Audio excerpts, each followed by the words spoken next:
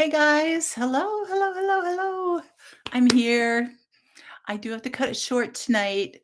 I can only do about a half an hour because I have a meeting I have to get to in 1 hour and it's about 25 minutes away. So hate to do that to you, but we'll do a few minutes of greetings and then I'll just get right into things. But how are you? Did you guys have a good Easter?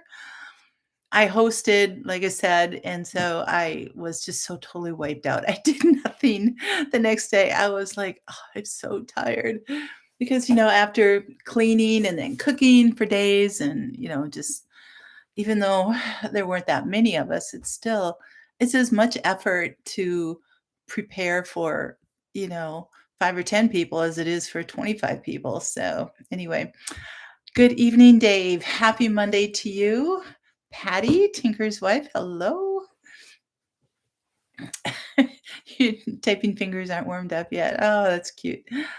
Um, no, you guys are nice and early. I've seen the Apple warnings that people are posting. No, I haven't. Appeal is a new coating they are spraying on veggies to cause them to last longer. There's another product called Appeal that is an industrial cleaner. Ooh. Yeah, they need to rebrand. Exactly. Exactly. Um, oh my goodness. Appeal, yeah, the name is definitely catchy. Oh my goodness, that is crazy. Um, oh, you guys are just having a good conversation back and forth. You must have been here really early. Weary of the rain and chilly weather. Oh, yeah. You guys are getting hit again, which we are gonna be getting here in Minnesota, starting Wednesday, I believe. Wednesday, Thursday, Friday. So Wednesday and Thursday, rain, Friday, snow. Although I think they changed it to snow on Thursday too now, if I'm not mistaken. But yeah, it's craziness. It's very crazy. So, hey, Kiri. Hello, Alicia. Um, ooh, that's beautiful. 60s to low 80s for 4 to 5 days. Nice. We had like last week, it was cold and rainy and snowy up through Easter. And then the next day, yeah, so it was the day after Easter, things warmed up and started melting, and the ground finally thawed out 1 week ago. I still had 3 feet of snow outside. Ground finally thawed out. We had like 3 days in the 70s, I think, and 1 day in the 80s, or right around 80. And then it turned cold. And yesterday we had a blizzard and we had like 4 or 5 inches of snow, and I had to be out driving in it. I had to put on about 200 miles yesterday. So I have to stop having these Sundays that I'm just like, and then I'm wiped out on Monday, and I'm just like, I'm not functioning. So right now it's 48 degrees and yeah, snow Thursday, Friday. And all next week, it doesn't get any higher than 50, 53 degrees or so, which is normal and beautiful for this time of year. So, who else do we have here? Kiri and Alicia. Yes.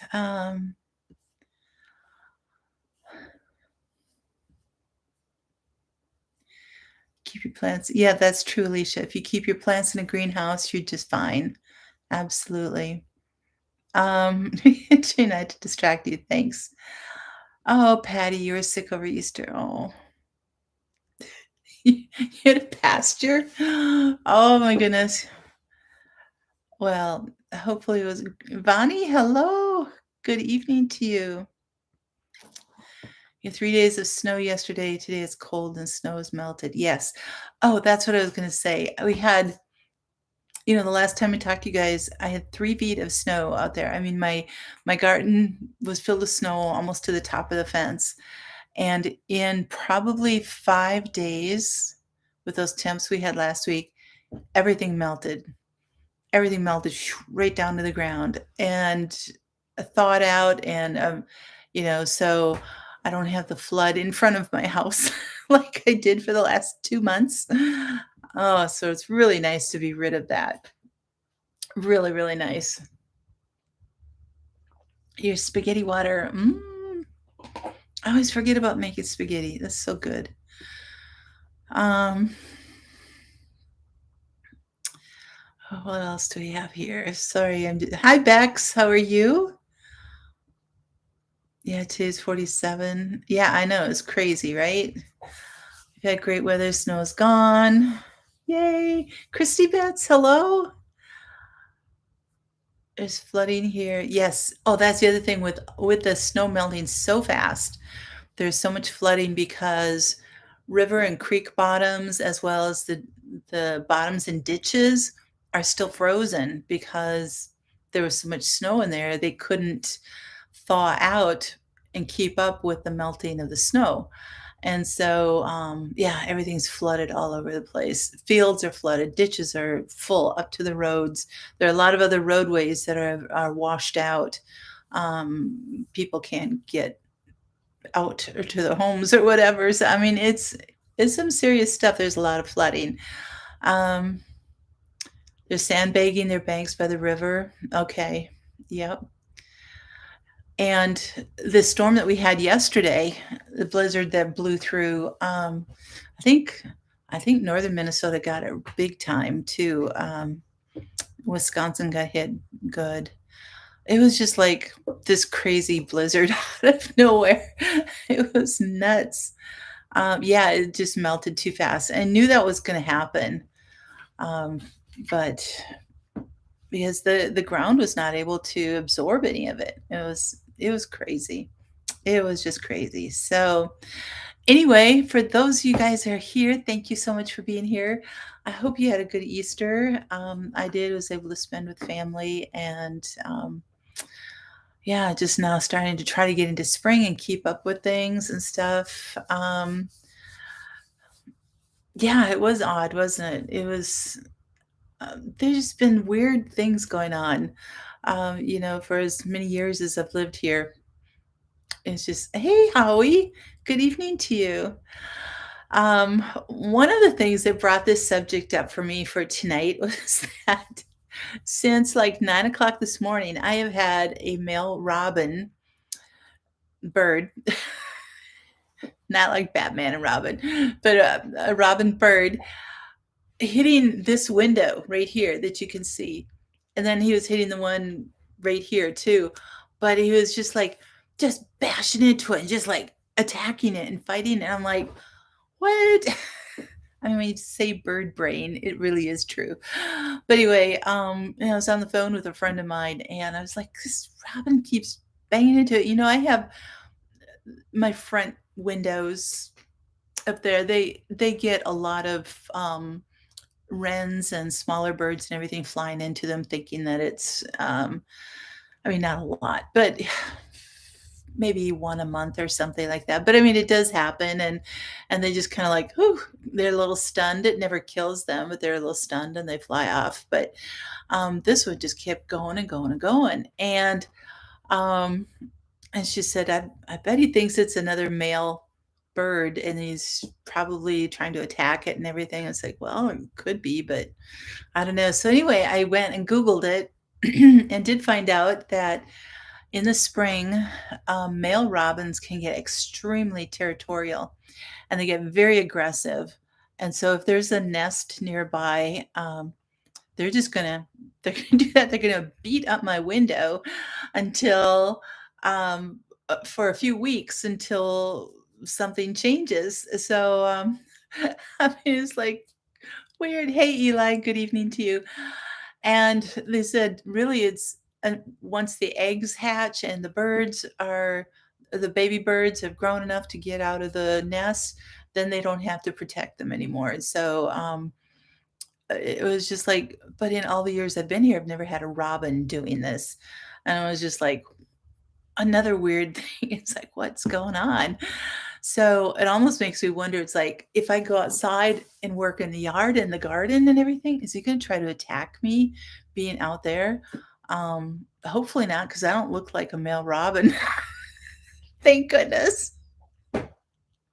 Oh, but I'm just like, um, yeah, Patty, he was attacking his reflection. So, um, so I was like, okay, what can I do? And so I was researching all this kind of stuff and trying to apply some of it, but it was crazy. It was nuts.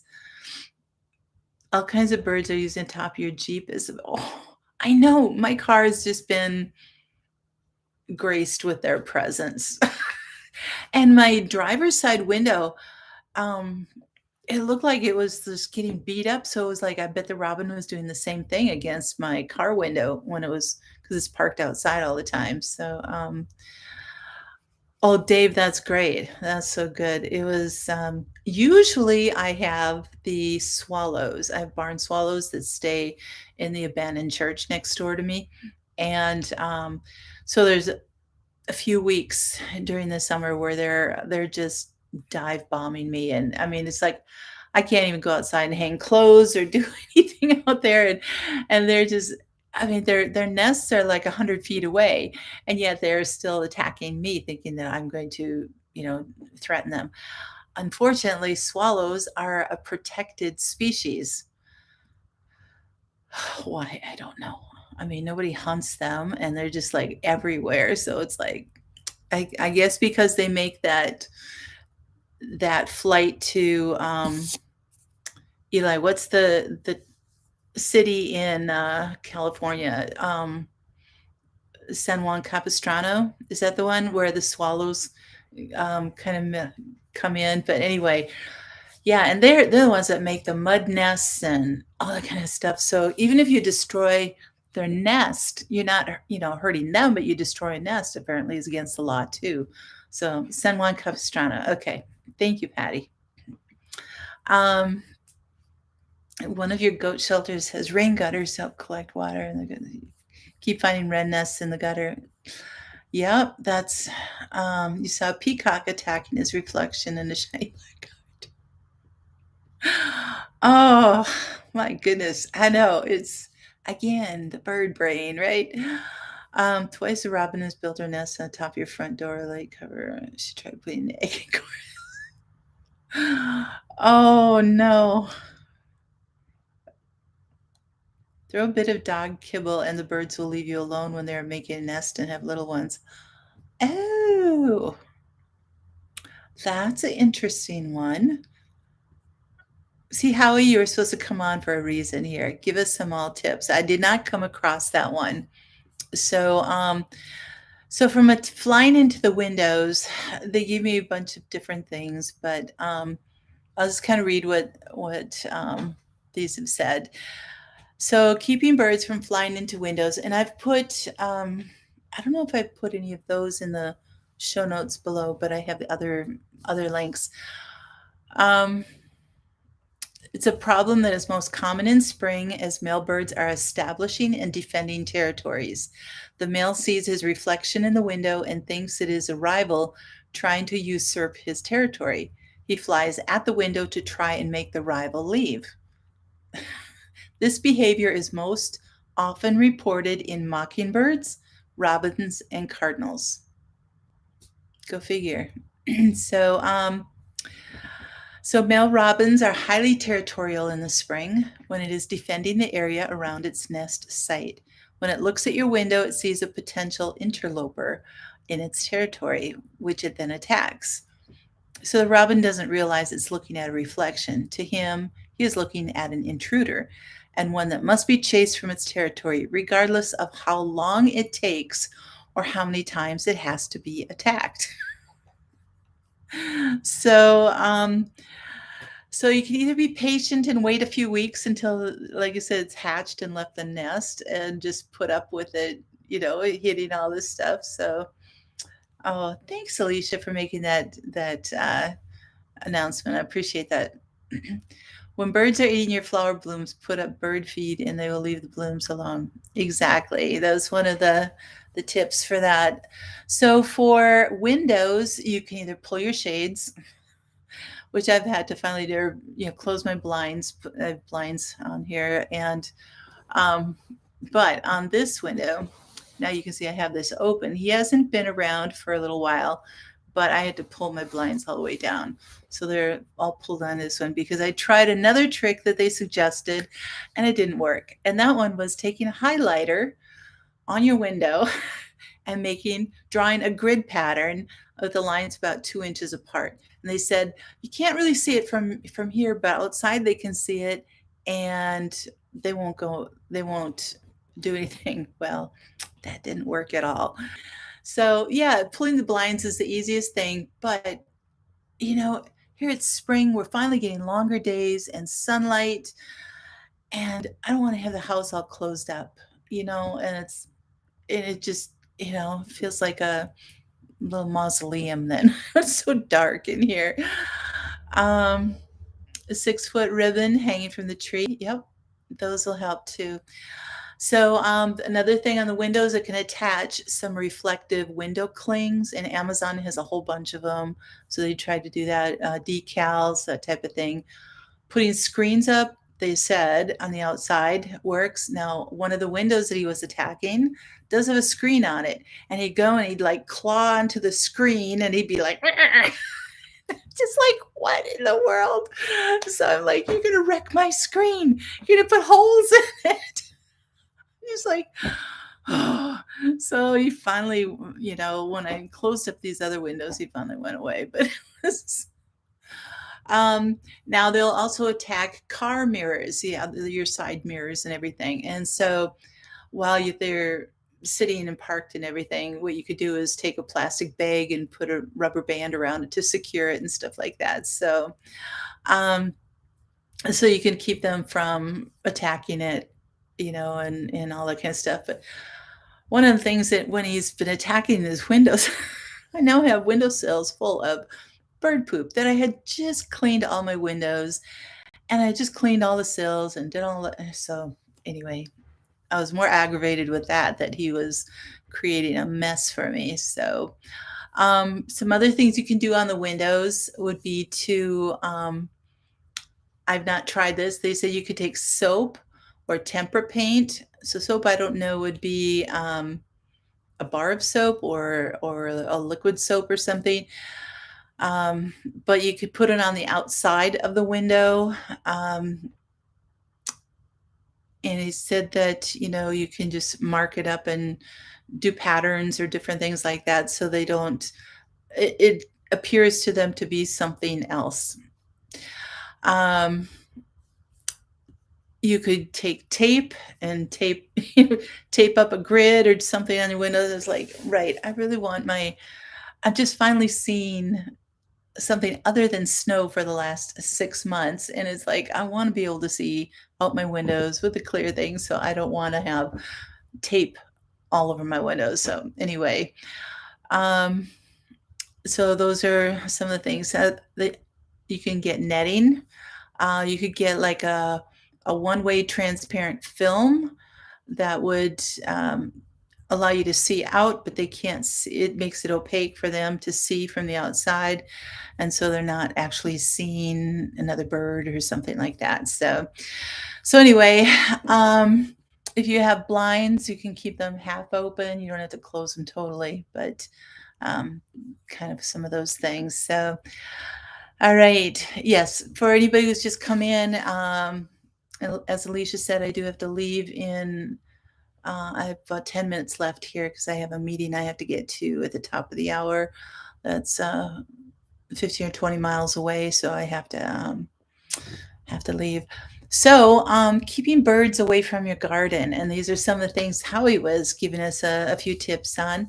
If you have, birds can bring music and color and all kinds of wonderful things to your yard, but they can also cause chaos by eating your plants, roosting in the trees, and leaving droppings all down them. And there's some birds that the droppings are not healthy for you to be around,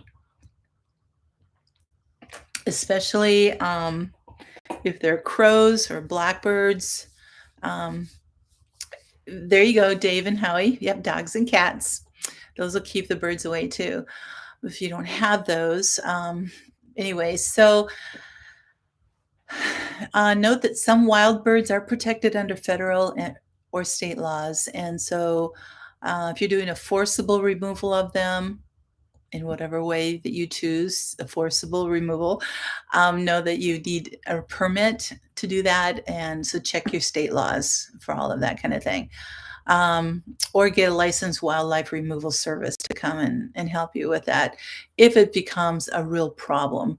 Now, if you have a bird flying once in a while here and there, I mean, of course, we love that. So, some of the things you can do to help keep them from eating up your vegetables and destroying your garden is to use butterfly netting.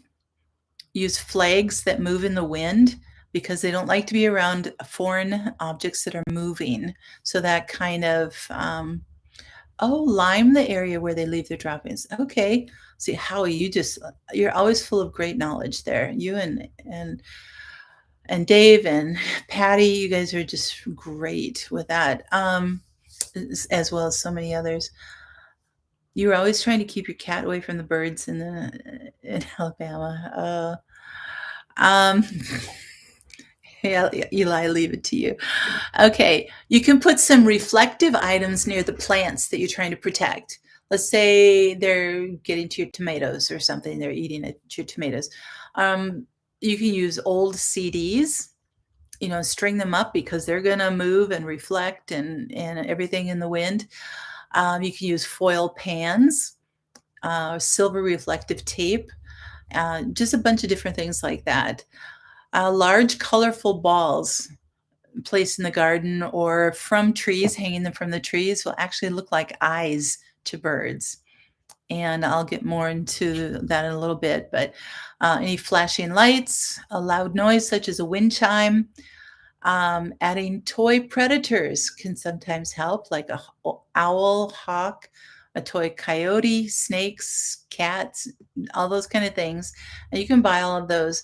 The key with those is that you need to move them around. If you leave them just sit in one spot week after week after week, the birds figure it out and they don't care. They'll come and they'll just eat all around it because they see that it's not moving and they're going, oh, that's not a threat. So it should be like once a week, move it to a new spot. And then they can, different things. Sorry, I'm not catching, getting a lot of your chat here tonight because I just don't have time. But uh, oh, that's not good to be allergic to wasps. Yeah. So, hey, Michigan Daffodil. Hello. You can install, this is another thing Howie said, install a bird feeder in the yard that's away from your garden and make sure that there's plenty of food for them there so that they're eating from that and not going into your garden for food. So it will just distract them and keep them away from that. You can plant flowers that deter the birds. I did not come across anybody who actually had what kind of flowers would deter them. I imagine it depends on the kind of bird too, but you know how marigolds planted around, kind of a hedge around your garden, that can help deter certain insects. But anyway, so you can research that, try to figure out. There was an example, like pigeons commonly eat plants in the cabbage family.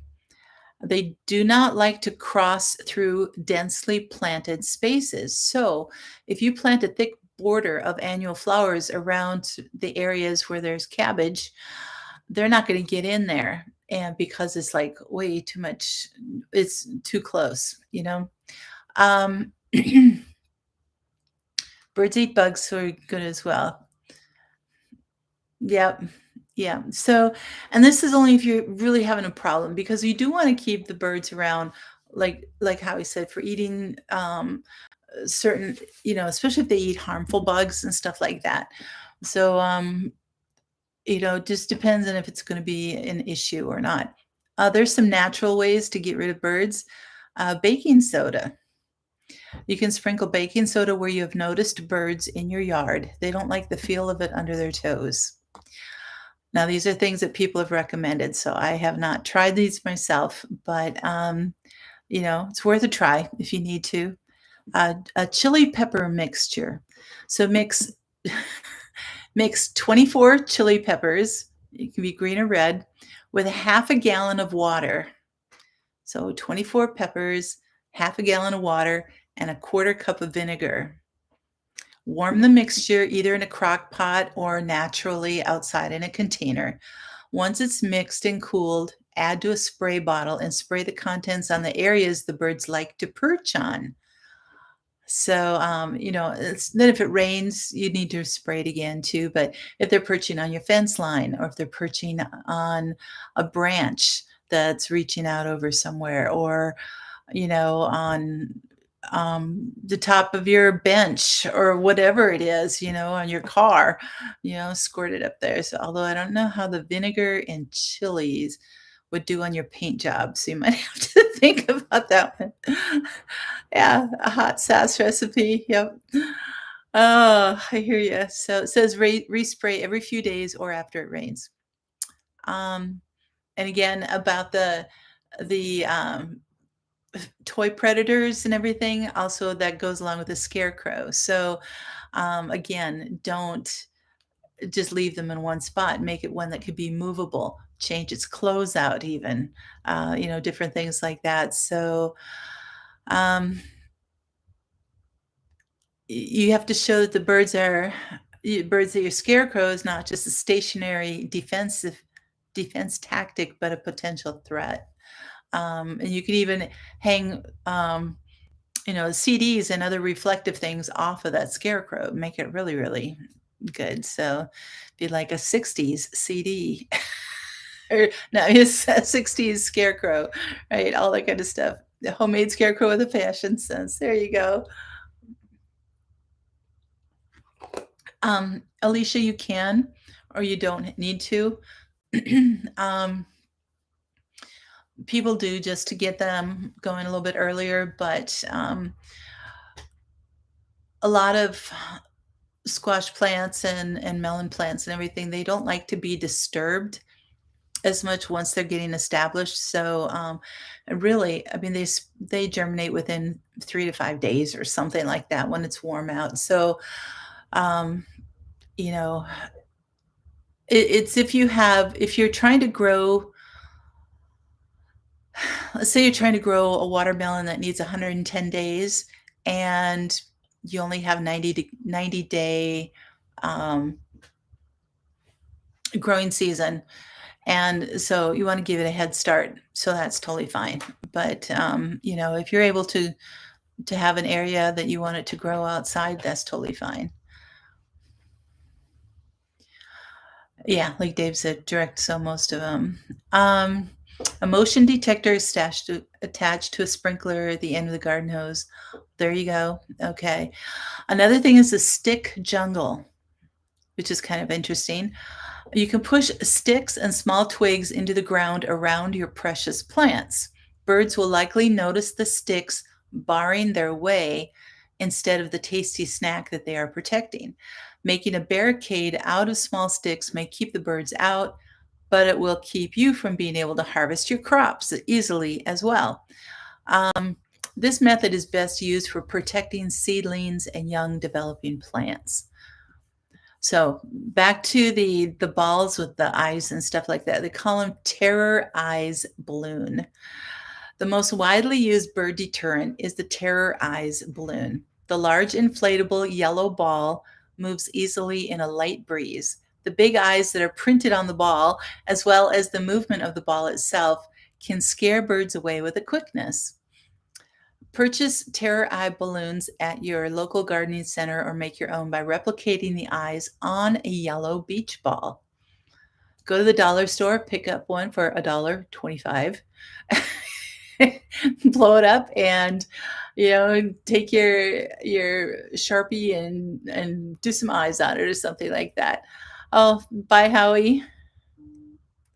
Another thing you can do is make a barrier of chicken wire over your plants to keep them out too. So you could also go high tech. There's a product called Bird Busters.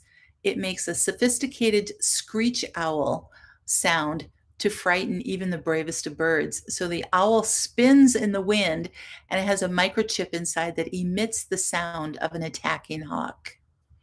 So there you go. Um, One last thing about geese. Um, Geese tend to be pesky, aggressive, loud, and leave plenty of evidence from their visits. There's a few ways to discourage geese. Visual scare tactics, such as things we've already talked about, they work well with geese. Nets, fishing line, and wires strung in the affected area create a barrier that is difficult for geese to cross. So probably like along the edge of your lawn or something. But I just think it's like, okay, you go to mow, that's going to be a difficult thing, right? So anyway, liquid goose repellents contain a chemical that geese hate. Read the label because these may need to be used frequently. Bird experts recommend a variety of these techniques as birds tend to adapt to situations quickly. The other thing is geese are protected by federal law, so check with your local officials before attempting to remove or control geese. So, anyway, that is the bird stuff in a nutshell there. Hawk sounds. Yes, thank you, Michigan Daffodil. Yes, it's 6:30. I need to go. See you guys. This half hour went way too fast.